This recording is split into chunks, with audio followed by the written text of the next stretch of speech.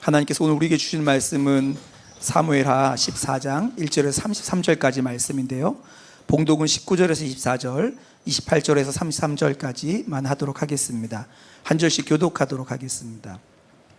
19절입니다. 왕이 이르되 이 모든 일에 요압이 너와 함께 하였느냐 하니 여인이 대답하여 이르되 내 주 왕의 살아계심을 두고 맹세하옵나니 내 주 왕의 말씀을 좌로나 우로나 옮길 자가 없으리이다.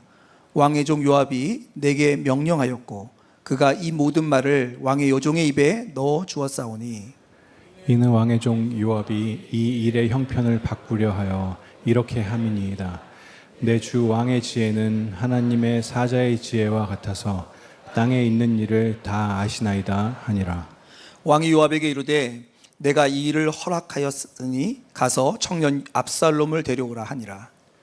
요압이 땅에 엎드려 절하고 왕을 위하여 복을 빌고 요압이 이르되 내 주 왕이여 종의 구함을 왕이 허락하시니 종이 왕 앞에서 은혜 입은 줄을 오늘 아나이다 하고 요압이 일어나 그술로 가서 압살롬을 데리고 예루살렘으로 오니 왕이 이르되 그를 그의 집으로 물러가게 하여 내 얼굴을 볼 수 없게 하라 하매 압살롬이 자기 집으로 돌아가고 왕의 얼굴을 보지 못하니라. 28절입니다. 압살롬이 이태 동안 예루살렘에 있으되 왕의 얼굴을 보지 못하였으므로 압살롬이 자기의 종들에게 요압을 왕께 보내려 하여 압살롬이 요압에게 사람을 보내 부르되 그에게 오지 아니하고 또다시 그에게 보내되 오지 아니하는지라. 압살롬이 자기의 종들에게 이르되 보라 요압의 밭이 내 밭 근처에 있고 거기 보리가 있으니 가서 불을 지르라 하니라.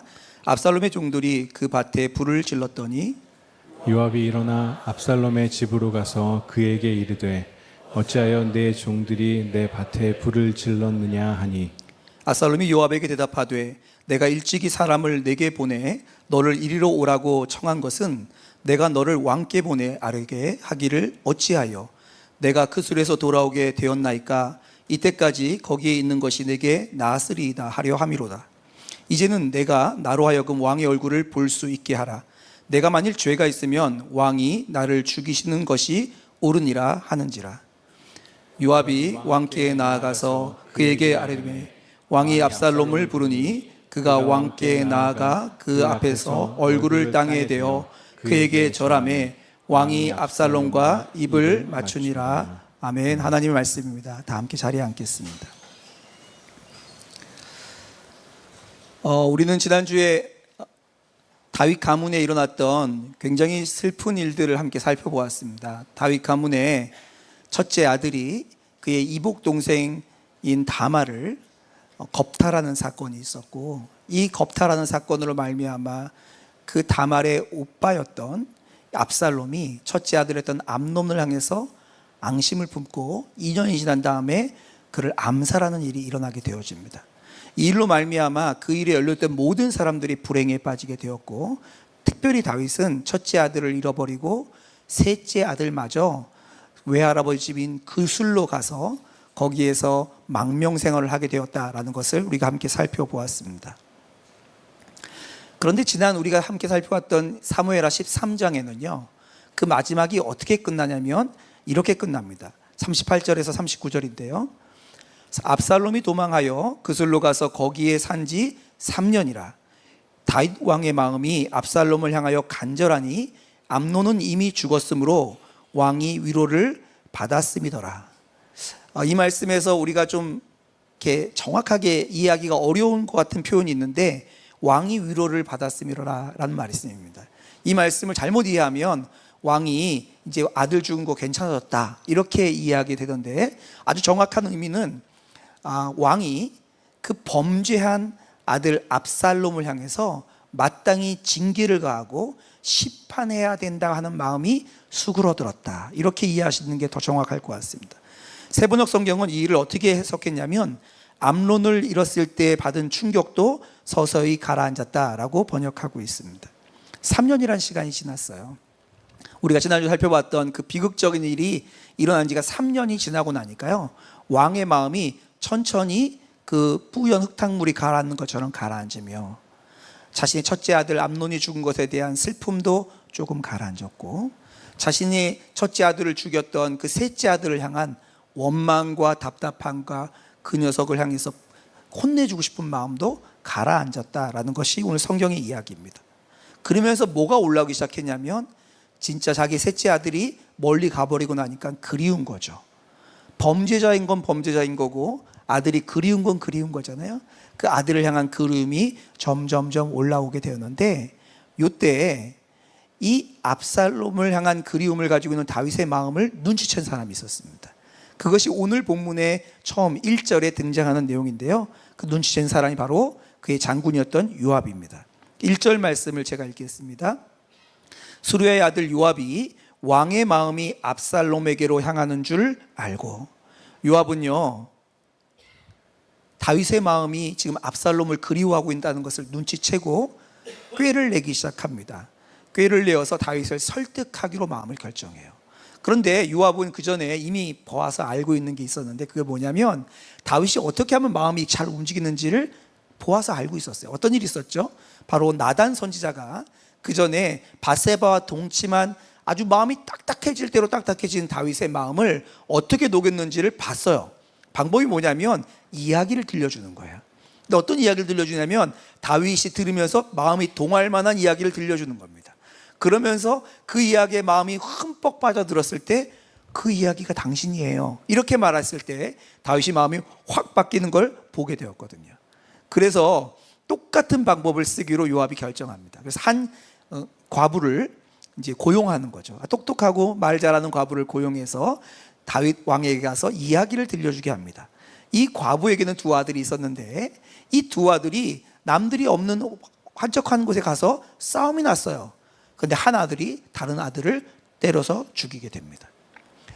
과부에게는 큰 슬픔입니다. 남편도 없는데 아들 한 명이 죽었어요. 근데 더 큰 일이 일어났는데, 이스라엘 법에 따르면 이 살인한 자를 그 친척들이 살인죄를 물어서 죽일 수 있게 된 거예요. 그 친척들이 와서 그 살인한 아들을 내어놓으라 하는 요청을 받게 되어집니다. 이 과부에게는 어떤 위기가 왔죠? 남편도 없는데 이제 아들까지 다 잊어버리고 자신의 가문은 끊겨지는 위기가 오게 된 겁니다. 이 얘기를 다윗 왕에게 가서 하라고 요압이 시킨 거예요. 그리고 그 얘기를 들려주니까 다윗 왕이 어떻게 돼요? 너 아들 죽지 않도록 내가 보호해 줄게, 내가 지켜줄 거야, 이 이야기를 듣게 만듭니다. 그때 이 과부가 뭐라고 말하냐면, 왕이시여 정말 잘했습니다. 그런데 왕께서는 왜 당신의 아들께는 그렇게 하지 않으십니까? 하면서 왕을 설득하게 만듭니다. 이것이 오늘 우리가 읽지는 않았지만 요압이 낸 꾀에 의해서 다윗 왕이 압살롬을 다시 불러들이게 된 계기가 되는 이야기입니다. 그런데 이 모든 계획이 어디서 시작되었냐면 요압의 머리에서 시작되었다고 성경은 아주 명확하게 지시하고 있습니다. 19절과 20절입니다. 왕이 이르되 이 모든 일에 요압이 너와 함께 하였느냐? 너가 누구냐면 과부를 말하는 거예요. 하니 여인이 대답하여 이르되 이는 왕의 종 요압이 이 일의 형편을 바꾸려 하여 이렇게 함이니이다. 그러니까 요압으로부터 시작된 어떤 꾀였다고 성경은 아주 명확하게 이야기하고 있습니다. 앞에서 우리 살펴봤던 나단의 이야기는 하나님의 말씀이 나단의 입에 담겨서 다윗이 설득된 거라면, 이번에 있었던 일은 요압의 머릿속에 있던 꾀가 다윗에게 들려져서 다윗이 설득되는 장면이라고 말하고 있습니다. 여러분, 이 얘기를 보면요, 요압이 정말 다윗을 사랑하는 것처럼 보입니다. 그리고 다윗을 향한 충성을 다해서 다윗의 마음을 읽고 내 왕께서 지금 아들을 그리워하고 있구나, 그래서 아들을 돌려보내줘야겠구나 하는 충성심으로 다윗에게 이런 일을 한 것처럼 보여지지만 실상은 그렇지 않다는 것이 오늘 성경이 보여주고 있는 바입니다. 그 중에 정말 이해할 수 없는 것이 하나 나오는데, 그것이 뭐냐면 요압이 취한 행동 중에 하나입니다. 요압이 그렇게 어렵게 꾀도 내고 사람도 고용해서 다윗의 마음을 옮겨서 이제 압살롬을 예루살렘으로 돌아오게 합니다. 그런데 다윗이 어떻게 하냐면 예루살렘으로 돌아온 압살롬을 보지 않아요. 압살롬이 돌아와서 왕자가 거하는 집에 거할 수도 있게 하고 그의 하인들을 써서 일도 할 수 있게 하지만 왕을 대면하기는 못하게 하는데, 이 일이 있었을 때 요압이 어떻게 해야 돼요? 정말 그 전과 같았으면 또 설득해서 압살롬을 만나게 해야 되는데, 그때는요 그냥 입을 딱 닫고 아무 일도 하지 않습니다. 아니, 그전에는 마음에도 없던 다윗의 마음을 설득해서 돌아오게 하더니 돌아와서 바로 옆에 있는데 안 만날 때는 가만히 있었다는 거예요. 그것이 28절 29절에 나옵니다. 압살롬이 이태 동안 예루살렘에 있으되 왕의 얼굴을 보지 못하였으므로 압살롬이 요압을 왕께 보내려 하여 압살롬이 요압에게 사람을 보내 부르되 그에게 오지 아니하고 또 다시 그에게 보내되 오지 아니한지라. 압살롬이요, 자기를 불렀던 사람은 다윗이 맞지만 그 전령자가 누구였어요? 요압이었잖아요. 그러니까 요압한테 가서 아니 나 좀 아버지 만나게 해줘 하려고 요압을 부르는데 요압이 오지도 않아요. 압살롬을 보러 오지도 않아요.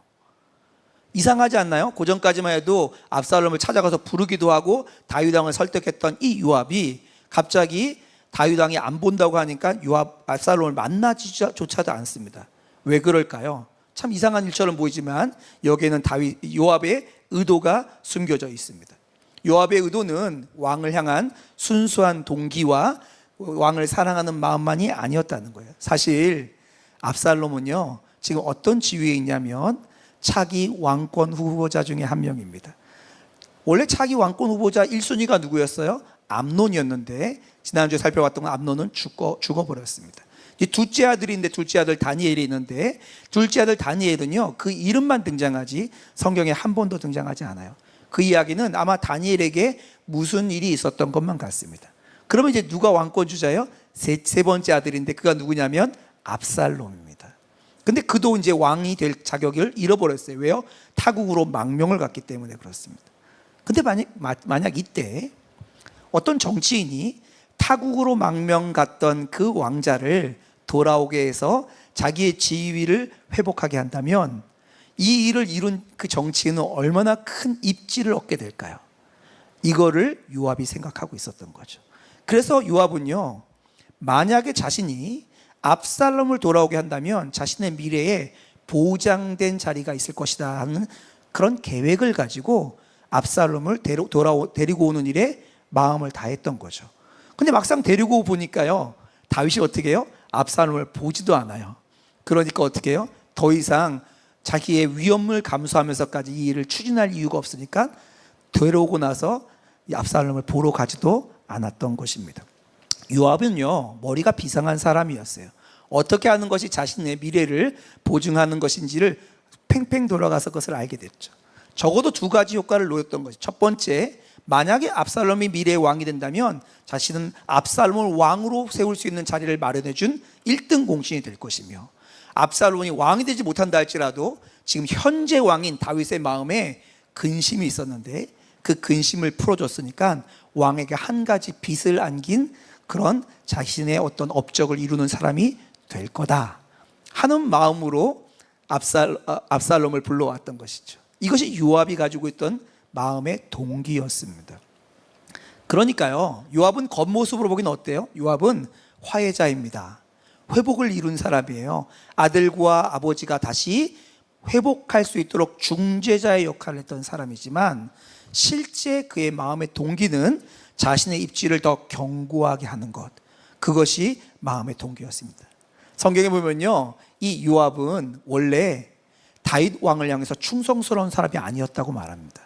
오히려 다윗 왕에게 훌륭한 장수였지만 부담스러운 부하였다고 성경은 기록하고 있어요. 사무엘하 3장 39절입니다. 다윗이 하는 고백이에요. 들어보세요. 내가 기름 부음을 받은 왕이 되었으나 오늘 약하여서 수르야의 아들인 이 사람들을 제어하기가 너무 어려우니 여호와는 악행한 자에게 그 악한 대로 갚으실지로다 하니라. 수르야의 아들이 누구예요? 요압을 말하는 거예요. 다윗이 요압 때문에 자기가 마음대로 통치할 수 없다는 것을 고백했던 일이 있습니다. 그리고 다윗이 나중에 죽을 때가 되었을 때 자신은 이제 죽고 자신의 아들에게 왕권을 물려주는데 그 왕위를 물려받는 솔로몬에게 자신이 남겨둔 신하들에 대해서 얘기할 때 요때 요 사건을 두고 요압이 나를 위해서 충성을 다해서 이렇게 말하지 않습니다. 오히려 요압은 경계해야 되는 사람이라고 자신의 아들에게 들려주는 걸 보면 요압의 의도가 순수한 충성의 의도가 아니었다는 것을 명확하게 보여주는 거죠. 첫 번째 사람, 오늘 본문에 등장한 첫 번째 사람 요압은요, 화해자입니다. 회복시키는 자입니다. 그러나 그의 마음에는 순수한 의도가 아닌 자신의 욕심이 들어있는 사람이었습니다. 이제 두 번째 사람을 좀 살펴볼 텐데요, 다윗입니다. 우리가 너무 잘 알고 있는 다윗인데요, 다윗은 왕이었어요. 3년이 지나자 자신의 아들 압살롬이 너무 보고 싶었습니다. 그러나 불러올 명분이 없어요. 왜냐하면 압살롬은 살인자이기 때문입니다. 그냥 살인자가 아니라 국가의 체제를 무너뜨릴 만큼 아주 중대한 반역을 한 살인자입니다. 그러니 자신의 아들을 보고 싶지만 자신의 아들을 불러올 명분이 없었던 거죠. 그런 차에 요압이요, 자신에게 명분을 줍니다. 국민들이 원합니다. 부신하들이 원합니다. 이것이 상식적으로 맞습니다 하는 명분을 주자 어쩔 수 없는 것처럼, 끌려가는 것처럼 자신의 아들 압살롬을 데려오게 하는 것입니다. 하지만 그의 마음은 여전히 뭐가 있어요? 그래도 죄수를 그냥 받아들일 수는 없잖아 하는 마음 때문에 만나지 않는 거예요. 근데 여기에는 또 하나 정치적인 이유가 있습니다.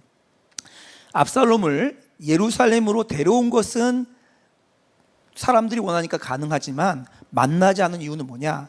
다윗 왕이 만약에 압살롬을 만나는 순간 어떻게 이해가 되냐면, 왕자의 모든 죄를 다 용서해 줬기 때문에 이제 차기 왕은 압살롬이다 라는 것을 공표하는 것과 같은 의미를 가지고 있습니다. 그래서 다윗 왕은요, 압살롬을 그냥 만날 수가 없었던 거예요. 그래서 예루살렘에만 데려다 오고 자기와 만나지 않게 했던 거죠.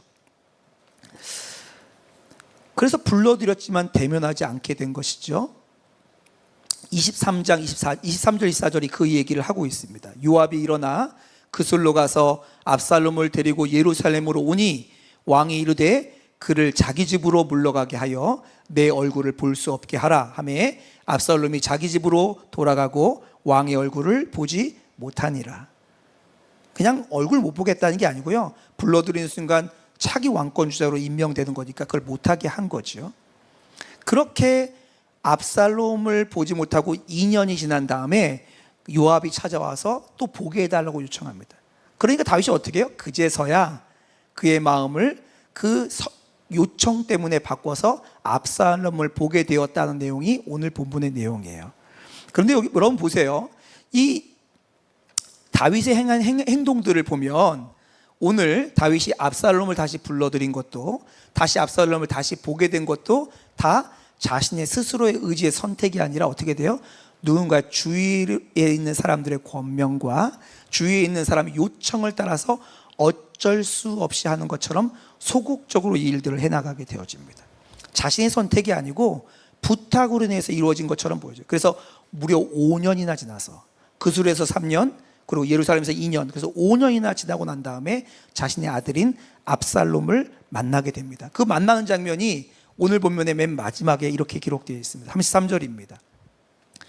요압이 왕께 나아가서 그에게 아뢰매 왕이 압살롬을 부르니 그가 왕께 나아가 그 앞에서 얼굴을 땅에 대어 그에게 절하매 왕이 압살롬과 입을 맞추니라.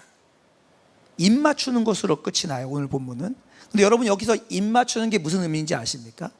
성경에 나와 있는 어떤 관계가 틀어진 사람과 입을 맞춘다는 것은 화해한다는 뜻이에요. 용서한다는 뜻입니다. 그래서 누가복음에 탕자의 비유 보면 탕자가 방황하다가 돌아왔을 때 아직 거리가 먼데 그 아버지가 뛰어가서 그를 얼싸안고 그에게 입을 맞춥니다. 이게 무슨 말이냐면 용서하고 용납한다는 의미입니다. 여러분, 그 야곱을 아시죠? 야곱이 누가 무서워서 도망가냐면 자기 형 에서가 무서워서 도망갑니다. 그렇게 도망갔다가 십수년이 지난 다음에 다시 돌아와서 에서를 만났을 때 그들이 화해하게 되는데 그 장면이 창세기 33장 4절 이렇게 기록되어 있습니다. 한번 보십시오. 에서가 달려와서 그를 맞이하여 안고 목을 어긋맞추어 그와 입맞추고 서로 우니라. 이 입맞춤은요, 용서를 의미해요. 화해를 의미해요. 또 요셉이 자기를 팔았던 형들과 다시 만난 장면도 똑같이 나옵니다. 창세기 45장 15절입니다. 요셉이 또 형들과 입맞추며 안고 우니 형들이 그제서야 요셉과 말하니라. 그러니까 성경에 나와 있는 관계가 틀어졌던 사람과 찾아가서 입맞추는 것은요, 용서한다는 의미고 화해했다는 의미입니다. 다윗은요, 그걸 표현한 거예요. 자기가 적극적으로 그걸 하진 않았지만 다윗의 마음에는요, 나는 압살롬을 용서했다. 나는 압살롬을 받아들였다. 이제 우리 사이에는 아무 문제가 없어. 이것이 다윗이 믿고 있는 다윗의 생각이었을지 모르겠습니다. 하지만 다윗의 이 행동들은요, 굉장히 수동적이었고 나름대로는 용납하고 용서하는 것처럼 보이지만 실제로 이것은 온전한 용서와 관계를 회복하는 것이 아니었다고 성경은 우리에게 이야기해 주고 있습니다. 이 모든 행위가 사실은 압살롬과의 관계가 회복된 것이 아니에요. 왜냐하면 다윗은요, 어떻게 생각했냐면 시간이 지나면 이 모든 어려움들, 이 관계 틀어진 거 해결될 거야. 시간 지나면 괜찮아질 거야. 이렇게 생각했던 것이죠. 잊혀지고 회복되고 괜찮아질 거라고 생각한 거죠. 그런데요, 여러분 아셔야 되는 게 있습니다. 회복과 용서는 시간이 지난다고 되지 않습니다. 그건 그냥 가라앉을 뿐이에요. 조금 마음의 감정이 격한 게 가라앉을 뿐이지 회복되는 건 아니에요. 다윗은요, 회복됐다고 믿고 있습니다. 그런데 여러분 아십니까? 이 일이, 다윗이 입맞추는 이 일이 다윗의 인생에서 가장 비극적인 일로 이어지는 씨앗이 되고 맙니다. 그것이 우리가 다음 주에 살펴볼 내용에 등장하게 되죠. 이게 두 번째 다윗입니다. 세 번째 사람 압살롬을 함께 생각해 보려고 하는데요. 압살롬 우리가 함께 생각해 봤던 것처럼 그의 마음을 잘 드러내지 않는 사람입니다. 그의 마음을 잘 감춰요. 자기의 누이 동생이 겁탈을 당하고 그 겁탈한 사람이 자기 형인 암논이라는 사실을 알고 화가 많이 났음에도 불구하고 그는 아무 말 하지 않고 자기의 마음을 감췄습니다. 또 자기가 계획을 세워서 암살 계획을 세우고 있을 때도 웃으면서 자기 아버지를 찾아가서 자기 마음을 감추고 아버지를 잔치에 초대합니다. 아버지가 잔치에 초대한 걸 거절할 걸 알고 그걸 계기로 자기 형제들을 다 웃으면서 초대하게 되죠. 자기 마음을 잘 감추는 사람입니다. 그렇게 잘 감춰서 복수에 성공했어요. 암논을 죽였어요. 그러나 압살롬은 전혀 행복하지 않았죠. 복수하면 행복해질 줄 알았는데 복수가 자기를 더 깊은 수렁 가운데 밀어넣어서 도망자가 되어야 됐고 망명자가 되어야 됐고 자신이 돌보던 여동생을 제대로 돌볼 수 없는 형편에 들어가게 됩니다. 그렇게 몇 년이 지났다고요? 3년이 지났습니다. 그술이라는 곳에서 3년간 살았어요. 성경은 압살롬이 그술에서 어떤 형편을 살았는지를 말하고 있지 않지만 분명한 것 두 가지를 얘기해 주는데 3년 기간 동안 압살롬이 어땠는지 두 가지를 알려줘요. 첫 번째가 뭐냐? 압살롬은 그술에서 지내는 삶이 행복하지 않았습니다. 어떻게 알 수 있냐고요? 요압이 압살롬을 찾아가서 너 아빠가 예루살렘으로 돌아오래 라고 말했을 때 주저하지 않고 돌아옵니다. 왜냐하면 그술에 있는 것이 행복하지 않았기 때문에 그렇습니다. 두 번째, 이 압살롬이 3년간 그술에 있는 동안에 어떤 일이 있었는지 알 수 있는 두 번째가 뭐냐? 압살롬은 그 3년간 지내면서 그 고통받고 그 뭐라고 그러죠? 마음에 쓴뿌리가 있는 것처럼 보내는 그 시간을 보내면서 자신의 행한 행위에 대해서 자신이 지은 죄에 대해서 반성하지도 회개하지도 않았습니다. 성경이 우리에게 알 수 있는 것입니다. 아마 그때 그는 반성하고 회개하기보다 원망을 마음에 쌓고 있었던 것 같습니다. 그의 마음에 아버지를 향한 원망이 쌓여갔던 것 같아요. 그것이 그의 행동과 말에 드러나 있습니다. 첫 번째가 뭐냐면 요압을 2년 동안 돌아오고 나서 아버지가 안 만나주니까 2년 동안 불러요. 요압 좀 와주세요. 나 대신 아버지에게 메신저가 돼서 아버지 찾아가서 나 좀 만나게 해달라고 요청 좀 해주세요. 2년 동안 요압을 부릅니다. 근데 안 와요. 그러니까 압살롬이 어떻게 하냐면 요압의 밭에다가 하인들을 시켜서 불을 질러버립니다. 요압이 오지 않고는 견딜 수 없는 방법을 취한 거죠. 굉장히 과격한 방법입니다. 그렇게 하자 요압이 오게 되어져요. 압살롬은요, 자신이 옳다고 생각되면 불법을 행하거나 과격한 방법을 사용하는 것이 전혀 문제가 아니라고 생각하는 사람이었죠. 그래서 그렇게 거짓말로 형제를 죽였잖아요. 똑같이 반성하지 않고 그 방법을 그대로 사용하게 되어집니다. 두 번째, 그가 요압을 만났을 때 요압에게 자신이 왜 요압을 불렀는지를 설명하는 장면에 압살롬이 전혀 자신의 과거를 반성하거나 회개하지 않았다는 것이 들어 있습니다. 어떻게 말하는지 들어보십시오. 32절입니다.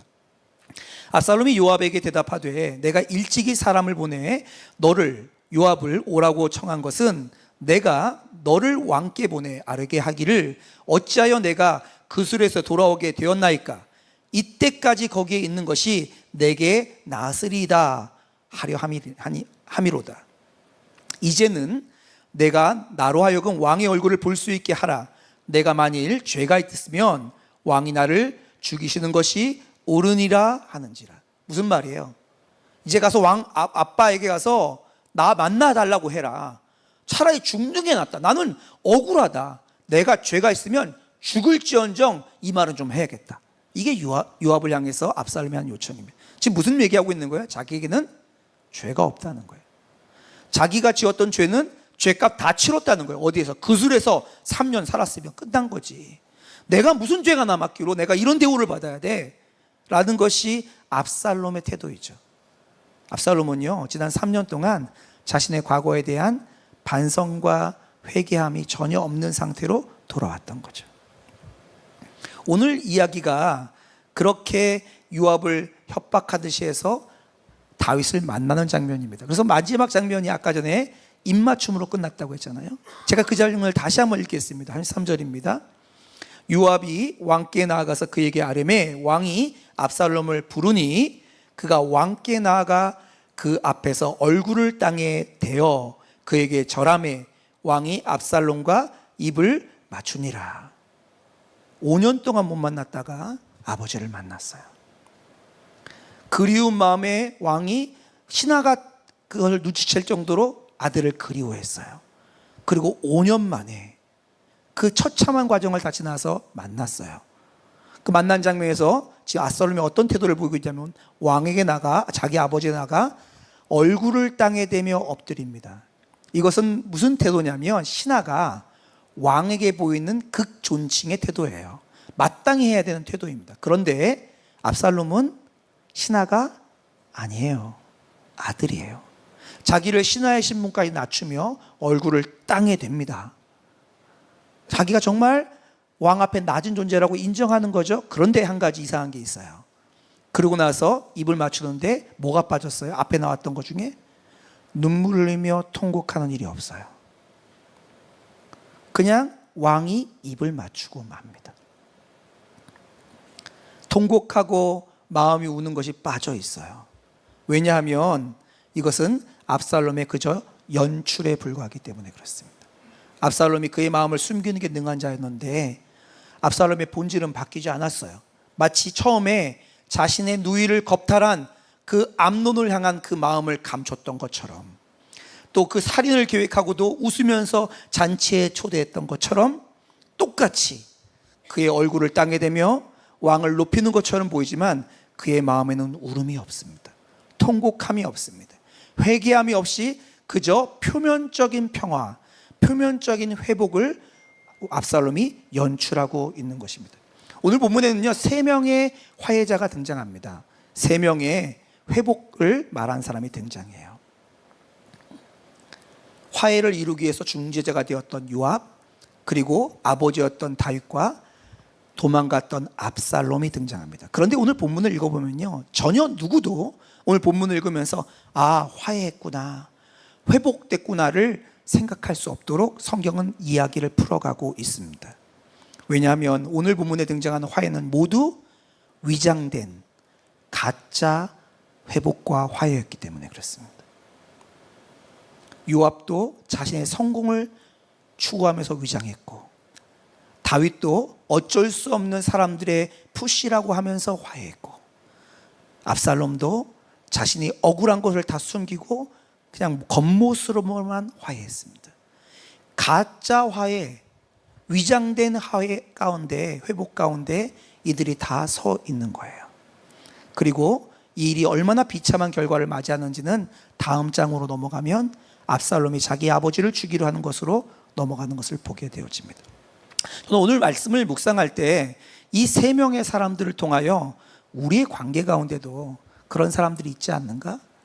우리가 겉으로는 그냥 화해한 것처럼 보이는데 실제로는 화해가 이루어진 적이 없고 그냥 위장된 가짜 화해 위에 웃음을 짓고 있는 관계들이 있지 않나, 이 얘기를 해야겠다라고 생각하면서 말씀을 준비했습니다. 그런데 하나님이 전혀 다른 것을 저에게 말씀하셨어요. 하나님이 너희들 사이에서 일어나는 위장된 화해 말고 하나님이 나와 너의 관계 가운데 위장된 화해에 대해서 이야기하라 라는 마음을 주셨습니다. 저는 지난 주간 화요일까지 새벽 설교를 마치고 휴가를 갔습니다. 이게 휴가가 아닌 게, 휴가를 하면서 주일 설교도 준비해야 되고 어저께 세미나도 준비해야 되고, 그러니까 휴가가 아닌 거예요. 그러니까 제 마음에 굉장히 좀 이렇게 분주했습니다. 오래전에 휴가 계획을 잡아놓고 10대 아이들 3명을 데리고 휴가를 갔는데, 아이들에게는 1년에 한 번 있는 휴가니까 가장 좋은 걸 주고 싶은 아빠의 마음, 그런데 동시에 설교를 준비해야 되는 부담감, 이것이 같이 몰려 있는데 거기다가 장마였잖아요. 비가 엄청 왔잖아요. 밖에는 못 나가고 숙소 안에 갇혀있는 이 심정 안에서 10대 아이들과의 씨름이 정말 힘들었습니다. 그리고면서도 또 목사이고 또 하나님을 믿는 사람이니까 저녁마다 아침마다 말씀을 펴고같이 말씀을 묵상하고 이런 시간을 보냈는데요. 제 마음에 어떤 게 있냐면 최고의 것을 주고 싶은 갈망, 근데 아무것도 줄 수 없는 속상함, 그리고 죄책감, 그런데 또 분주하게 말씀을 준비해야 되는 마음의 매임이 있었습니다. 그래서 정말 좋은 휴가를 준비해 주고 싶었는데 그 휴가가 굉장히 깊은 서로 간에 이렇게 아주 민감한, 아주 예민함들이 막 오가는 그런 휴가가 되었습니다. 그런 시간을 보내면서 제가 뭐가 문제지? 하면서 지나다가 아이들에게 화를 내기도 했어요. 아니 이렇게 좋은 휴가에 와서 너희들 왜 그러냐 막 이러면서 화를 내기도 하고 지냈어요. 하나님이 제 마음을 들추어내 주기 시작하는데, 그래 너 맞다, 최고의 아빠로 아이들에게 좋은 거 주고 싶은 네 마음도 있고, 목사로서 말씀을 잘 준비해서 전하고 싶은 부담감도 있고, 아침마다 말씀을 펴서 묵상하는 그리스도인으로 태도도 있지. 그런데 너는 나로 인해서 부유한 마음은 없네. 제 마음에는요, 하나님과의 관계 앞에 아빠로서, 목사로서, 그리고 그리스도인으로 행해야 되는 모든 걸 다 행했어요. 겉모습은 그대로 다 있어요. 그런데 정작 하나님과의 평화 가운데 하나님만이 줄 수 있는 그 풍성함이 없이 여기서는 죄책감, 여기서는 부담감, 여기서는 짜증이 같이 몰려있는 저의 마음의 실체를 하나님이 보여주신 거예요. 그러면서 알게 되었어요. 제가 위장된 화평, 위장된 회복을 만들어 놓고 괜찮아, 나는 괜찮아, 이렇게 말하고 있는 거예요. 그러니까 아이들에게 짜증이 난 거죠. 아빠는 최선을 다하는데 너희들은 왜 그러냐 도대체. 여러분, 우리에게는 이런 위장된 회복이 있지는 않습니까? 하나님과의 관계만 가는데 말이에요. 요압은요, 화해자였습니다. 왕과 왕의 아들을 화해시키는 화해자였습니다. 그러나 그의 마음의 중심은요, 자신의 권력의 공고함과 성공을 바라는 것이 가득해 있었죠. 만약 우리가 하나님 앞에 나와서 예배도 드리고 헌신도 하고 드림도 있고 어떤 결단도 있는 것처럼 보이지만 그 근본적인 동기가 하나님으로부터 비롯된 어떤 축복과 하나님으로부터 비롯된 어떤 보상이 있다면 우리는 요압이 만들어 왔던 거짓된 가짜 회복에 우리는 속고 있는지도 모르겠습니다. 다윗은요, 그렇게 아들을 만나고 싶었지만 떠밀려 억지로 하는 것처럼 수동적으로 자신의 아들을 만났고 어쩔 수 없이 하는 것처럼 그 대면을 하게 되어집니다. 다윗이 얼마든지 결정하고 자신이 욕먹어가면서 하나님의 일들을 행할 수 있음에도 불구하고 그거 하기를 주저했어요.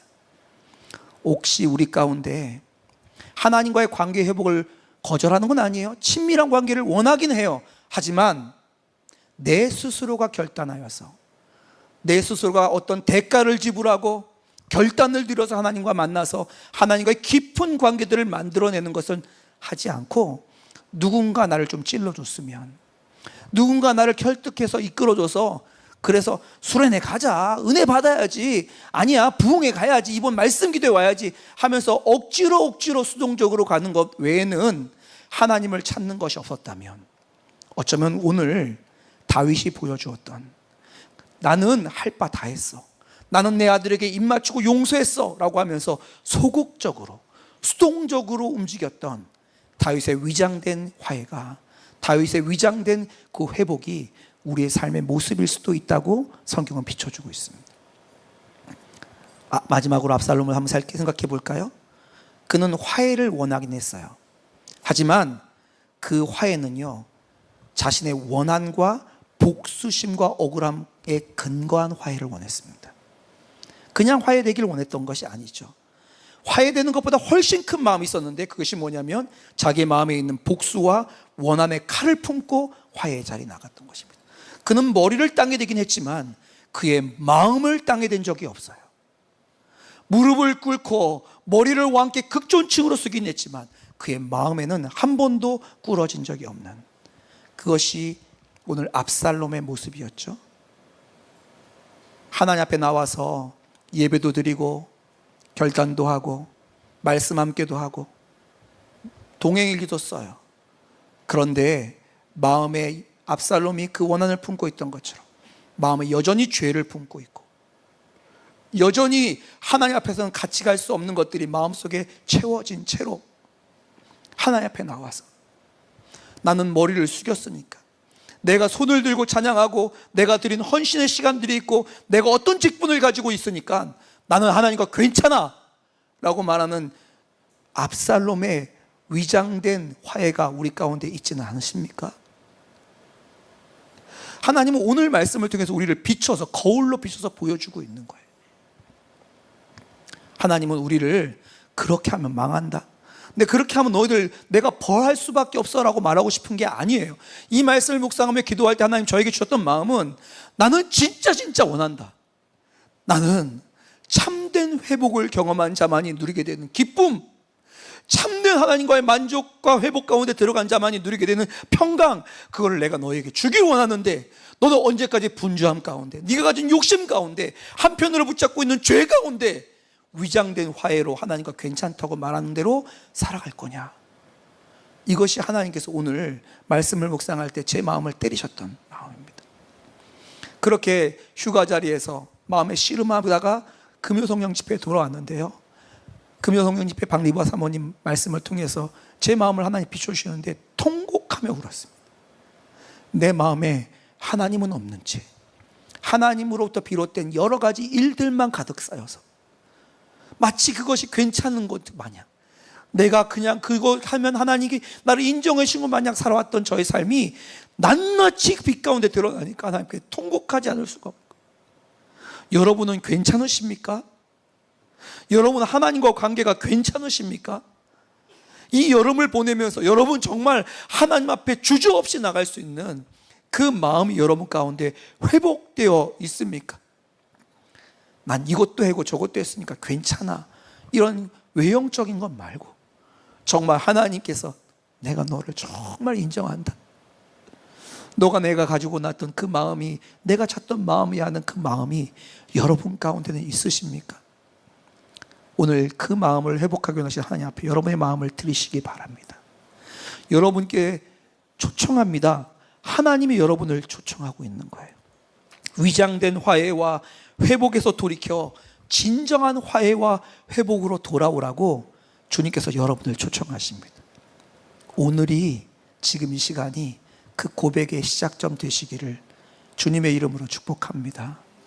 여러분 혹시 여러분 마음 가운데 남겨져 있는 죄가 있다면, 하나님이 아닌 다른 것으로 붙잡고 있는 것들이 있다면 그것을 하나님 앞에 천천히 하나하나 내려놓고 하나님이 진정히 주시기를 원하시는 그 참된 평안과 안식을 누리시는 여러분 되시기를 주의 이름으로 축복합니다.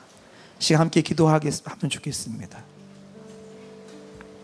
하나님은 우리에게 오늘 세 명의 사람을 비춰주시면서 우리 안에 있는 위장된 회복을 경계하고 속지 말라고 말씀하고 있습니다.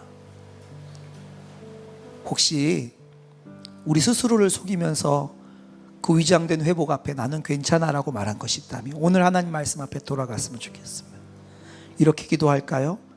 성령님, 성령께서 우리의 마음을 비춰주옵소서.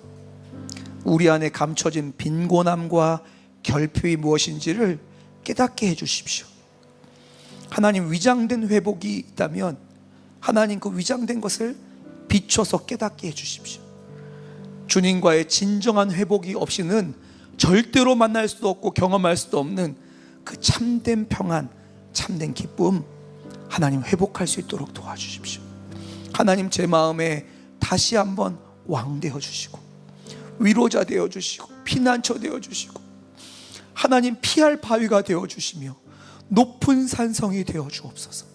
우리의 마음 가운데 있는 것들 솔직하게 고백하며 하나님께 기도하는 시간 갖도록 하겠습니다. 함께 기도하겠습니다.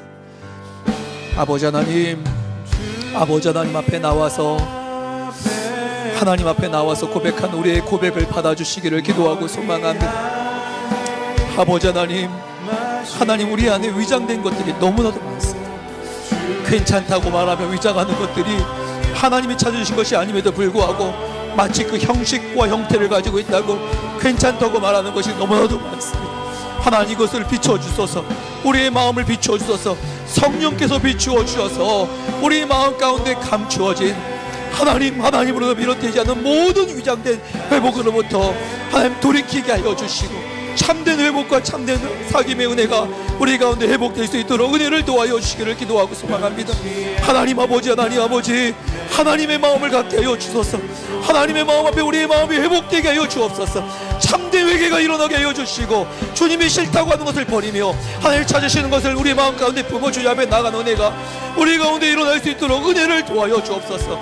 아버지 하나님, 아버지 하나님, 그 은혜로 우리의 마음을 붙잡아 주옵소서. 하나님, 우리 안에 요압도 있고 우리 안에 다윗도 있고 우리 안에 압살롬도 있습니다.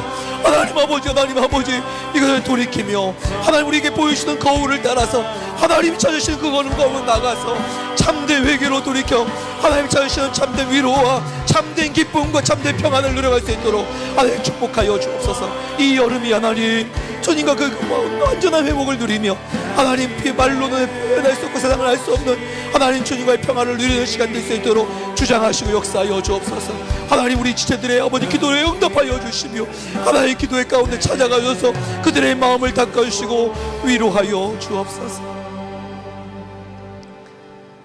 살아계신 하나님 아버지, 하나님 오늘 사무엘하 14장 말씀에 등장하는 요압도 다윗도 압살롬도 저희의 마음에 있는 것을 고백하며 나아갑니다. 하나님, 우리를 불쌍히 여겨주셔서 성령께서 우리의 마음을 밝게 비춰주셔서 하나님이 찾으시는 것이 무엇인지 우리 마음 가운데 알게 하여 주시고 떠나야 할 것들을 떠나며 하나님 붙잡지 말아야 할 것들을 놓아드리며 오직 주님께서 원하시는 바대로 우리의 마음이 결정되어지고 수정되어지고 반응하는 은혜가 일어나도록 축복하여 주옵소서. 거짓 위장된 평화, 하나님 위장된 화평, 회복을 우리가 붙잡지 않게 하시고 주님이 요구하시는 참된 화평이 우리 개인의 삶 가운데, 우리의 관계 가운데, 무엇보다도 하나님과의 관계 가운데 일어날 수 있도록 축복하여 주옵소서. 하나님, 이 땅 대한민국이 주님의 참된 회복을 경험할 수 있도록 축복하여 주소서. 하나님, 죄악에서 돌이키며 주님 앞에 마음을 찢는 회개가 일어나게 하여 주시고 하나님, 정말 이 나라를 국률을 여기시는 주님 앞에 무릎 꿇고 눈물로 가슴을 찢는 하나님의 성도들이 일어날 수 있도록 축복하여 주옵소서. 북한 땅 주님께 올려드립니다. 하나님, 그들의 오늘 신음함과 고통 가운데서 건져주소서. 그 땅 가운데 참된 자유와 회복이 일어날 수 있는 길을 속히 열어 주옵소서. 열방 가운데 하나님을 알지 못하여 하나님 나름대로 붙잡는 것으로 말미암아 고통과 신음 가운데 있는 수많은 영혼들, 주님을 만나고 복음을 들을 수 있는 길을 열어 주옵소서. 전쟁과 기근으로 말미암아 고통 가운데 있는 이들을 건져주시고 살 길을 여시는 주님을 만나게 하여 주옵소서. 하나님 아버지, 오늘 하나님 이 예배 가운데 나와 간절한 기도로 기도하는 하나님 우리 다윗 공동체 지체들의 기도에 응답하여 주시고 하나님, 그들이 기도할 때 우리를 위로하시고 살리시는 그 하나님을 만나도록 축복하여 주옵소서. 하나님, 이 마음을 가지고 주님께 헌금한 지체들이 있습니다. 하나님, 그들의 돈이 아니라 하나님 그들의 마음을 받으시는 줄 믿사오니 마음을 받으신 주님께서 원하시는 대로 마음껏 축복하여 주옵소서. 오늘 우리의 기도를 들으신 주님을 찬양합니다. 주님, 계속적으로 우리의 개인의 삶 가운데, 우리의 일터 가운데, 우리의 모든 관계 가운데 일하셔서 주님의 왕되심을 보게 하여 주옵소서. 감사드리며 예수 그리스도의 이름으로 기도드리옵나이다. 아멘. 이 시간 다 함께 자리에서 일어나셔서 우리의 결단 찬양 하나님께 드리도록 하겠습니다.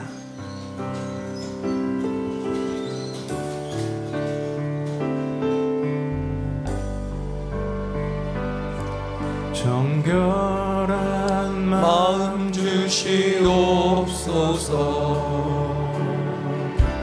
오 주님, 정직한 영을 새롭게 하소서. 가슴에 손을 대고 찬양할까요? 정결한 마음 주시옵소서. 오 주님,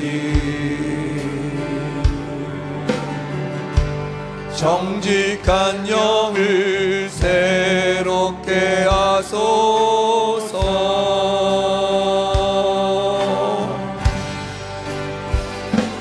나를 주님 앞에서 멀리하지 마시고 주의 성령을 거두지 마옵소서.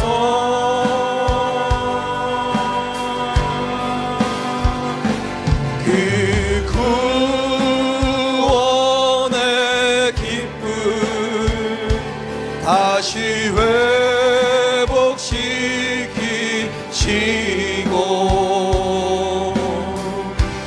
변치 않는 마음 내 안에 주소서. 나를 주님 앞에서 멀리하지 마시고 나를 주님 앞에서 멀리하지 마시고 주의 성령을 거두지 마옵소서.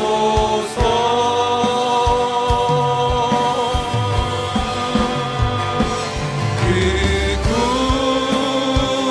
구원의 기쁨 다시 회복시키시며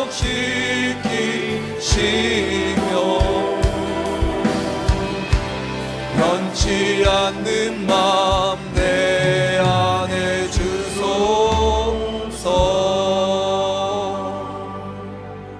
축도하겠습니다. 이제는 우리 주 예수 그리스도의 은혜와 아버지 하나님의 측량할 수 없는 사랑하심과 성령께서 지금도 우리와 함께 하시며 우리의 내면 가운데 말씀하시고 우리와 교통하시고 우리의 발걸음을 인도하심이 오늘 주님 앞에 나와서 우리의 마음을 점검하며 주님께서 참으로 원하시는 참된 회복을 강구하는 모든 성도들 위해 그렇게 마음을 결단을 드리고 하나님 앞에서 그 마음의 결단을 따라 살아가기로 결심한 모든 온라인으로 예배드리는 성도들 위해 영원토록 함께 하시기를 축원하옵나이다. 아멘.